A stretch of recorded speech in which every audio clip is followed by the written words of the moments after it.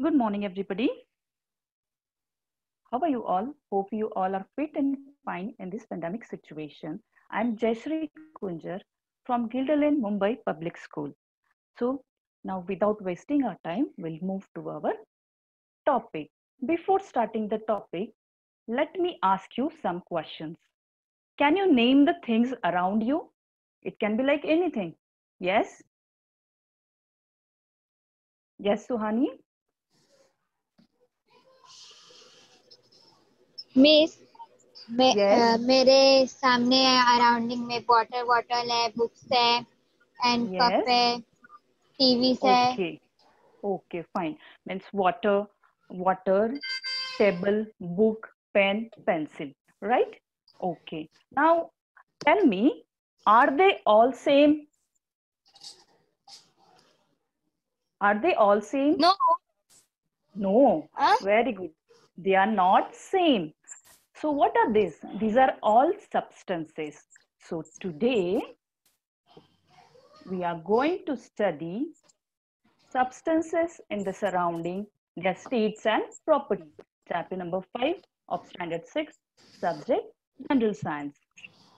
Okay, now moving to the topic, let's recall what we have studied in a previous class. What we have studied?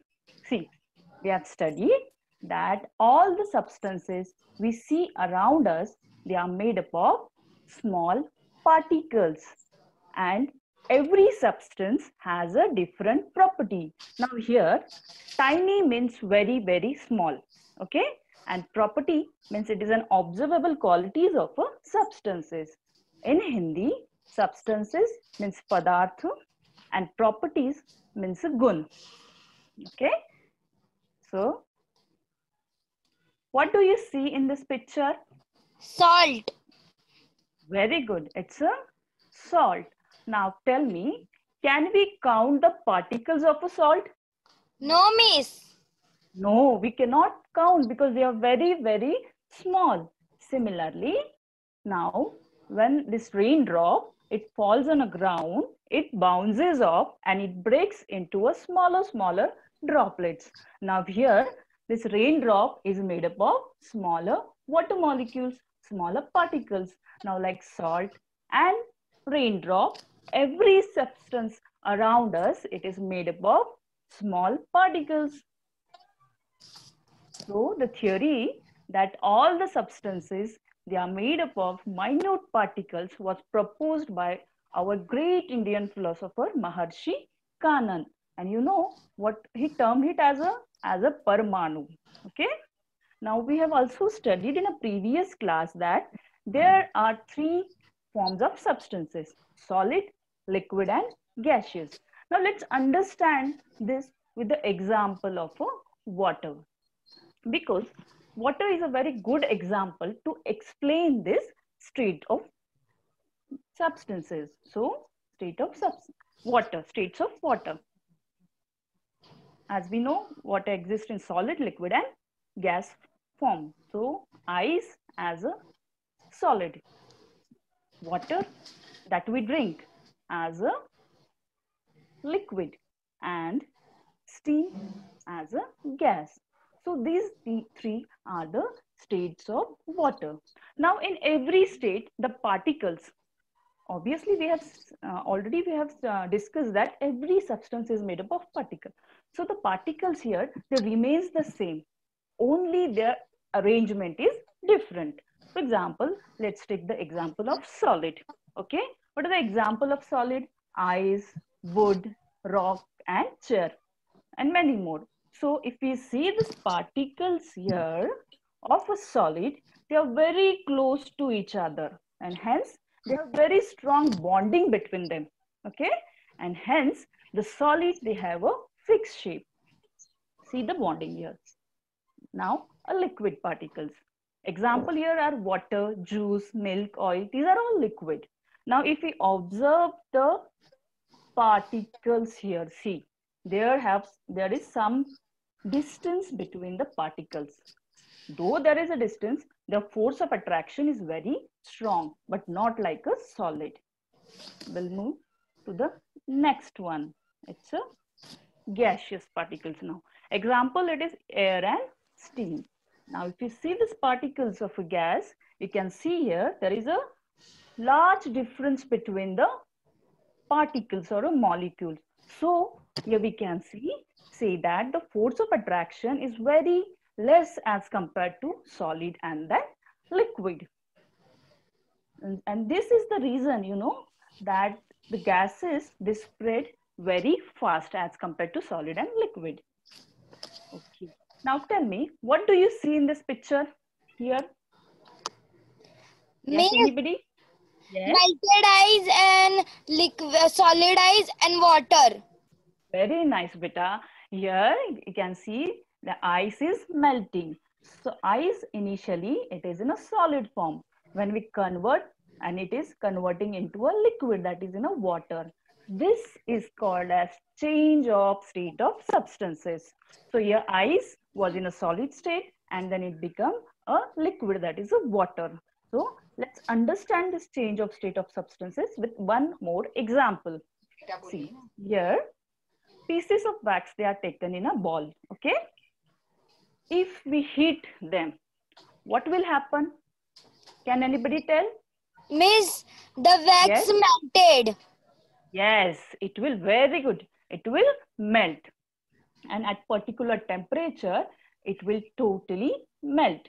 Now this is a hot melted wax. Now what will happen if I'll keep this hot melted wax in a cold water? Yes, can anybody tell? Miss, it make a solid. Yes, very good. It will become again a solid. So initially the pieces of wax, they were solid. When we heat it, they become liquid. And again, when we cool, it becomes solid. Now here, every time the state of a wax is, they are changing. So these are nothing but the change of state of substance. And the substance we use here was a wax. So when a substance changes from one state to another, the process is called as change of state of substance. Now, the state of substance may be like solid can be converted into liquid. Okay, liquid can be converted into gases. Again, gases can be converted into liquid, and liquid converted into a solid. These are the changes of state of the substances. Now, tell me, from the given pictures, okay, which of the above sent substance will freeze in winter?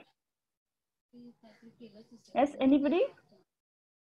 Miss, ghee is liquid and we freeze it. It also become solid. Okay, okay, good. So ghee and coconut oil, it freezes in a winter. Okay, now the next question. Okay, which liquid have you seen changes into vapors? Which liquid? Miss, water. Is it there, water in the picture? Yes. No. No, it's not there. Spirit. Yes. Spirit. Spirit. Very nice. And one more. Yes, Suhani, if you can tell.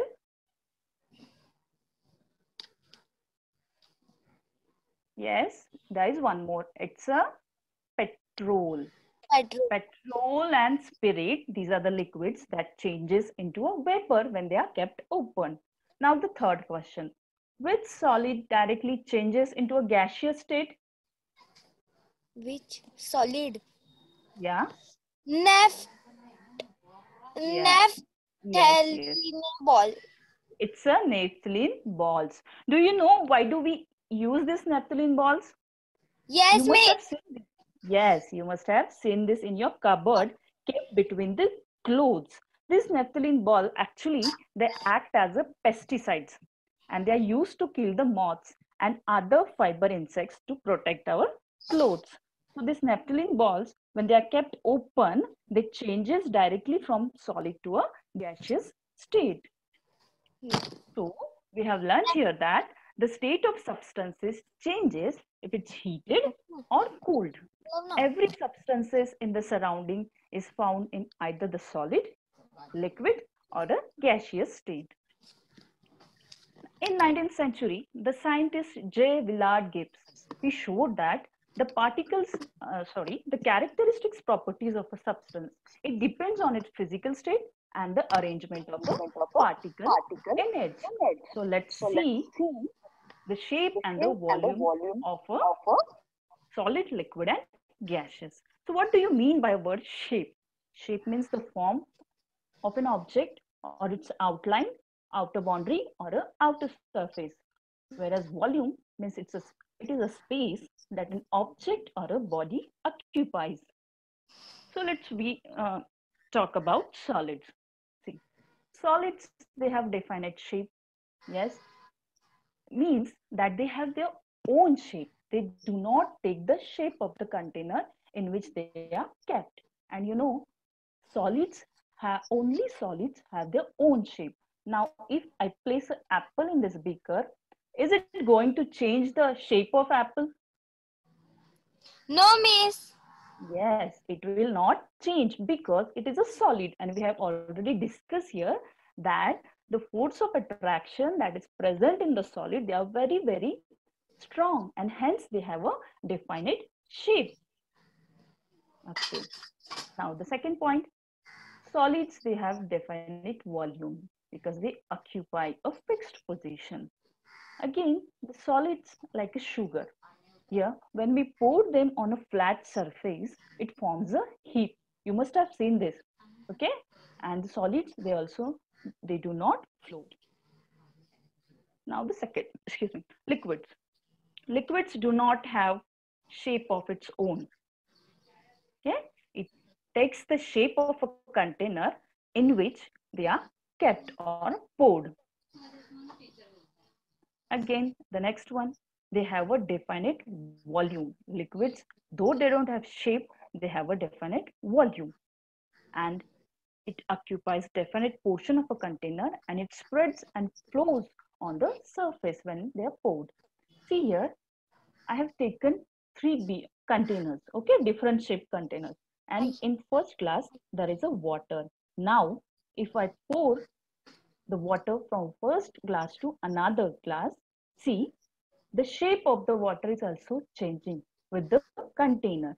Again, if I pour in a third container, the water here will take the shape of the container. So this shows that liquids do not have a shape. They take the shape of the container. Again, second, see, I have taken a somewhat like a 250 ml of water.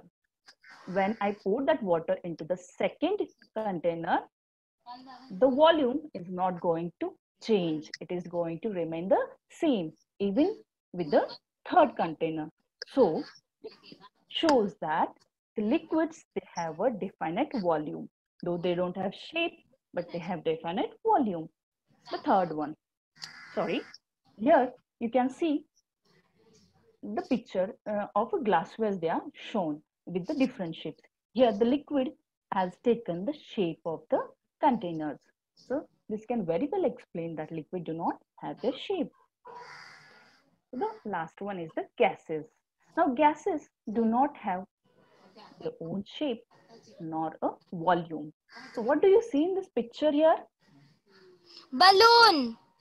Yes, everybody loves balloon. So when we fill air is also a gas into the balloon, it will take the shape of the balloon. If we fill the air in a football, the air will take the shape of the football. So gases do not have a definite shape. No, it does not also have a definite volume. On changing the pressure on a gas in a closed container, its volume also changes. So here you can see the cylinder. It has taken the shape of the gases, they have taken the shape of the cylinder and it has also inside the cylinder. Let's see the differentiation between solid, liquid and gases. The example of solid here I have taken is a cube.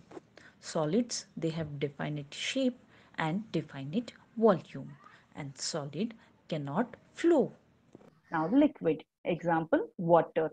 They don't have definite shape, but they have definite volume, and liquids can flow. The third one, your gases. Example is air. Gases do not have definite shape, but and so do not have definite volume, but they can flow. So this was about the differentiation between solid, liquid, and gases. Now heat and change of physical state.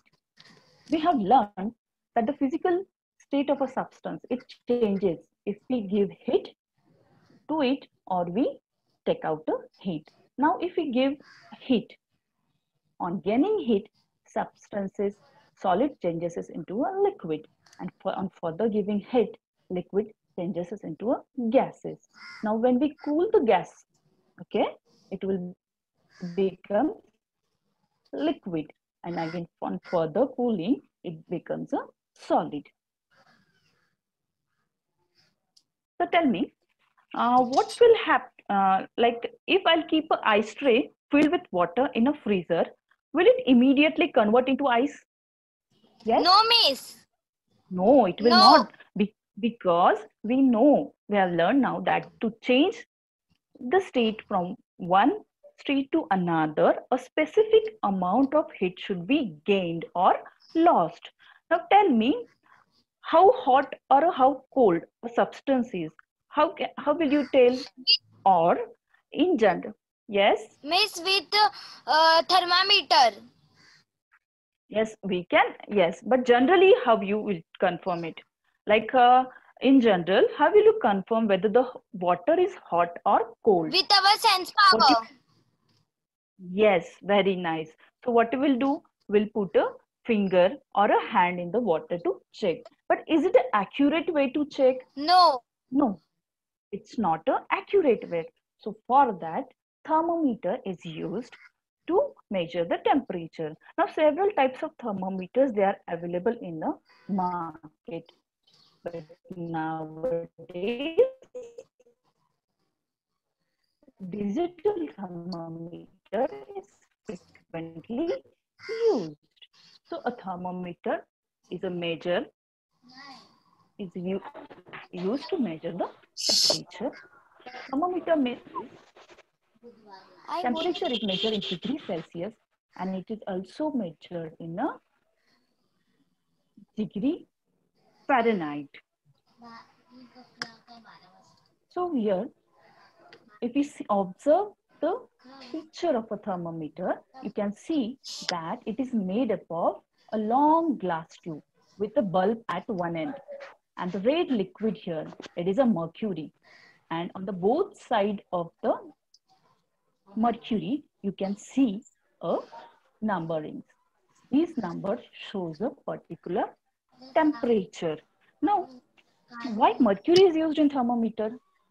Because it is very sensitive metal. Okay, when it gets hit, it expands. The temperature becomes cold. It again settles down. It is in a liquid form. It is very shiny liquid. Due to this, we can see the level of mercury inside the glass clearly. And last one, it does not stick inner walls of the glass tube when the mercury rises. And that is the reason here the mercury is used. Now here I have made a model of thermometer. Okay, you can observe this. See the red part here, it is a mercury. Here you can see the mercury in the thermometer is moving according to the environment condition. If it's too cold, its level will be low. But if the temperature rises, the mercury, it will also rise along with it. So this was the model of a thermometer. Okay, what do you see in this picture? Miss, the water is boiling. Very nice. The water is boiling. Now when we heat the water, it starts boiling at a particular point. But when we boil, we can see when it starts boiling, we can see bubbles on its surface, and also some water vapors are, are also started forming over it, and the steam that form it mixes with the air. This is called as boiling. Okay, and the water here is converted into vapors by heating. This is called as evaporation process. Now the boiling.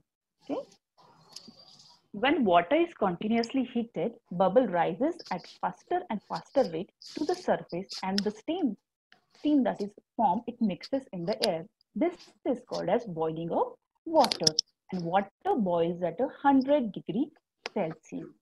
And the boiling of water is also called as ebullition. This is a synonym for the boiling. Now, have you ever wondered that when a cold water taken out of a refrigerator and poured in a glass have droplets on the surface of a glass? Why is this so? As the water, yes, because yes, the water vapors are out of the glass, so it come at our temperature. The water vapors between make the water. yes. Okay, means as water taken out of the refrigerator, as it has a lower temperature than the outside air in the surrounding. Due to this, what happens? The air, surrounding air, when it comes in contact with this cold surface, it loses heat and is converted into a liquid. That's why we can see the droplet on the glass. Now the process here, it is called as condensation process.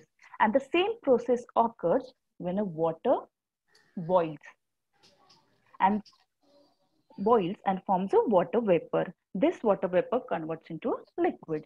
So what is condensation? When water vapor cools, it again converted into water. And the process here is called as condensation process. Now the condensation process, it also occurs at 100 degrees Celsius. Means at 100 degrees Celsius, the two processes occur here, the boiling and the condensation. Is the boiling point and the condensation point of a water is same. It's 100 degrees Celsius. Every substance has a specific boiling point, which is also its a condensation point. Always remember this. Now freezing. Now when water is cooled at a certain temperature, it starts freezing and it forms a ice. So this is called as freezing. Freezing point of water is 0 degrees Celsius. Now when this ice it gets heated, it starts melting into a liquid again. And this process is called as melting. Means solid when converted into a liquid, the process here is called as melting. Whereas the liquid when converted into solid, the process is called as freezing. And even ice melt at 0 degrees Celsius. So at 0 degrees Celsius, here also two processes occurs. It's freezing and a melting. Each substance has a specific melting point, which is same as the freezing point. Okay. Now what do you see in this picture? Miss, the fire is in a spoon, Observe carefully. and there was Now, there was kapoor also, miss. yes, it's a camphor. Okay. Some solids. Here the camphor is in a solid state. When we burn, it converts into a liquid. Some solids directly changes into a gases. So the change of solid substance directly into a gases or a vapors without first changing into a liquid is called as sublimation process. Naphthalene ball also converts directly into a gas when they are kept open. This is what we have discussed before. Now, change of state. Okay, what we have studied here, ice is an example of solid. Ice, when it is heated, it converts into a liquid, and the process is called as water. When it's further heated, it becomes a steam, and the process here is called as evaporation process. Now, the gas formed after boiling of water here, when it comes in contact with a cool surface, it again becomes a liquid, and the process is called as condensation process. And the liquid on further cooling forms a solid. This process is called as freezing process. So let's understand why this happens. The first one, why coconut oil thickens in a winter. You must have seen coconut oil. Yes, Yes. when it freezes in a winter. Okay, what our mother do? She heat the freezed coconut oil and it again becomes a liquid. So why this happens? Now the coconut oil here, it is made up of two types of fat, saturated fat and unsaturated fat, and it contains 90% of saturated fat and 10% of unsaturated fat. So it remains liquid at a higher temperature, but when the temperature drops in a winter, it converts into a solid. So oils like mustard oil, sunflower oil, they remain liquid even in winter. Why this is so? Because they contain less amount of saturated fats as compared to coconut oil. Means here coconut oil has a more saturated fats as compared to other oils, and that's why when the temperature drops, they freezes in a winter. Now here, see, the state here, when it freezes, it is in a solid. But when we heat them, it becomes a liquid. Yeah, thus even the state of a coconut oil is changing. Okay, what do you see here? No idea? Okay. This is an incense stick, agarbatti, we call it as in Hindi. The fragrance of an incense stick lighted in one corner of a room spreads to the other corner. Why it spreads? As we know, like when the incense stick is lighted, it releases smoke Miss, which because it contains is the gas. fragrance. Yes, very good. And we know smoke is a form of gas which quickly spreads in the entire room along with the fragrance, and thus making the entire room fragrant. And as we have already discussed, the particles of gases, they are far away from each other and they have very less force of attraction between them, and that's why they spread very fast as compared to solid and liquid. Again, the third question, okay? Kerosene. Okay, you must be aware of what is kerosene. Kerosene left open in a dish disappears. Why? Can anybody tell?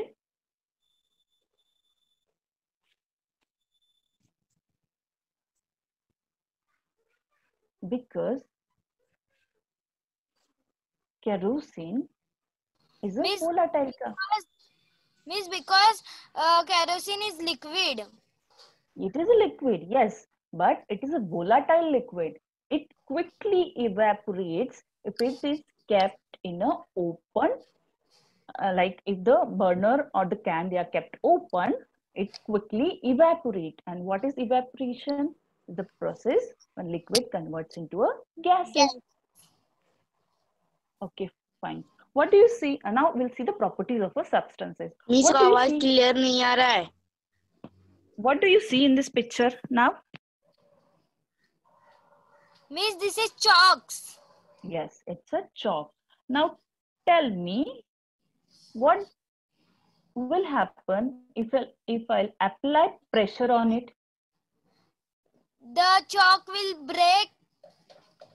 Yes, it will very good. It will break into a small pieces. Now such substances like chalk, glass, they will break if a pressure is applied on them, and these substances, they are said to be brittle. What they are said? They are brittle, and this property of the substance is here, and the property is called as brittleness. Now see this picture. What do you see in this picture? Yes, anybody? It's a hammer and a nail. Okay. When we press a nail in a wet mud, it can easily go into a wet mud. But if we try to do it with a piece of a wood, it does not pierce easily in the wood. Then why this is so? This is due to the hardness of a substance. Wood is hard as compared to wet mud. Hardness is a measure of how much a substance resists or oppose the change in the shape. And always remember, hard things resist the change. Now see this second picture. What do you see in this picture? Yes, anybody?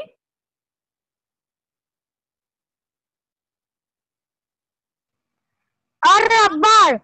Yeah. When we stretch a rubber Sir, band, miss, elasticity. yes, very Elasticity. okay. When we stretch a rubber band and release it, it goes to its original shape. Or Yes. when we press a sponge and release it, it takes its original shape. So there are some substances that changes their shape when a force is applied on them, but it returns to its original shape and size when the force is removed. And this property of a substance is called as elasticity. Now we all know that liquid flows downward and on a sloping surface, and this property of a liquid is called as fluidity. Okay, now observe this picture. What do you see in this picture? Yes. Miss, the balloon was floating on the water and apple was singed. Yes, yes. Now, why the balloon is floating on water and not an apple? This is due to a density. Density is the ratio of mass upon volume. Now here, the balloon, it is floating on water because it is having less density than water. And that's why it is a floating on this water. Now, whereas the apple that sinks to the bottom of the tub, it has more density than this water. So the substances with greater density, they are heavier, whereas the substances with a lesser density, they are lighter. Okay, now we have here sugar, sand, and a water.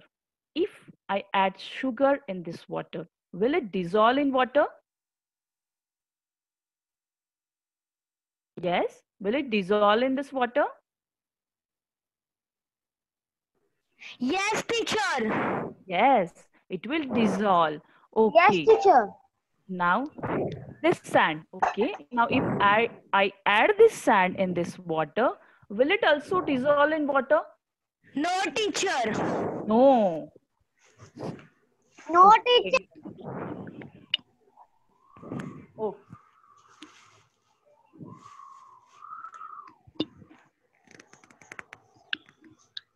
Okay. Now similarly, if we add salt and dissolved in kerosene. So the substances like sand in water or a salt in kerosene and sand in water, they are said to be insoluble substance. Whereas the substances like sugar that get dissolved in liquid, they are said to be soluble substances. And the property of getting dissolved is called solubility. Okay. Now what do you see in this picture? It's a window. And we can see the things outside the house very clearly.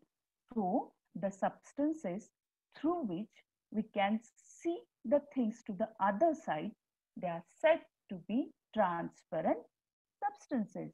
and the property is called as transparency. Now, there are also other substances through which we are not able to see the things to the other side. So, those substances, they are called as opaque substances. Let's see the properties of the following substances. Water, as we know, it flows, so it shows fluidity. Iron ball, we know it's a hard, right? So it shows hardness. Salt in water, solubility.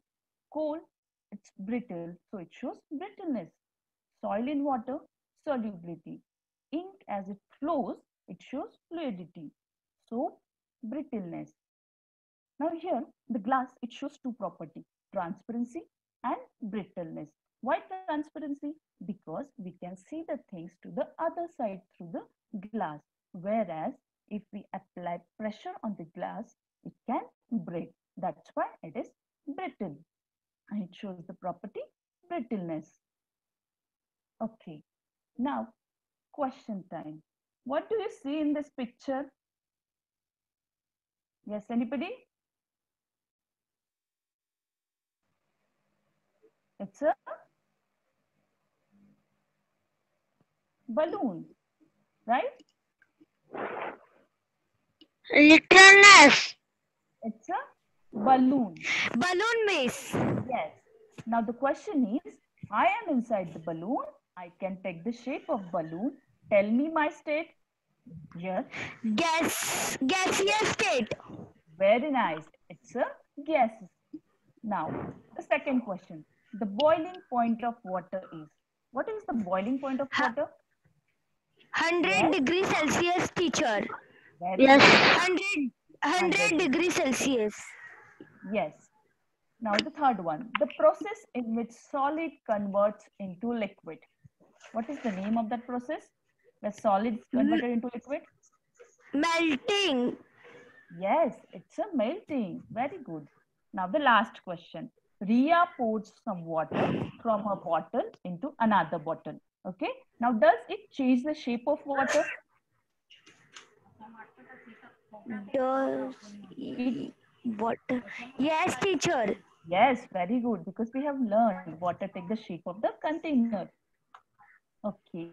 Now let's take a recap what we have studied. We studied solid, liquid and gases are the three states of substances. Heat is the cause of the change of the substances. Boiling point and condensation points, they are same, whereas melting point and freezing point are also same of a particular substance. We have also seen the temperature of the substance can be measured with the help of thermometer, and temperature is measured in degree Celsius, whereas also in degree Fahrenheit. We have also seen some properties of a substances like hardness, elasticity, brittleness, fluidity, density, solubility, and transparency. So student, always remember this. Solids, they have definite volume and shape, whereas liquids, they have definite volume but not the shape. And gases neither have definite shape nor the volume. Thermometer is used to measure temperature and mercury is used in thermometer. Boiling point and condensation point of water is 100 degree Celsius, whereas melting point and freezing point of water is 0 degree Celsius. The change of solid state directly into gas without changing in liquid is called as sublimation process. So now write down the homework or you can take a screenshot of this. Explain the term with one example. The first one is condensation. So we have learned what is condensation. It is the process in which water vapor converts into liquid. Second one, it's a sublimation. We have seen sublimation and we have also seen its example. It is the process in which solid converts into a gas. Example, camphor or naphthalene ball. The third one, boiling of water. What is boiling of water? When we heat water at a particular temperature, we can see bubbles on the surface of the water and also water vapor forms and it mixes with the air. This is called as boiling of water, and water boils at 100 degrees Celsius. Now, who will tell me what is melting? What is melting process? Yes.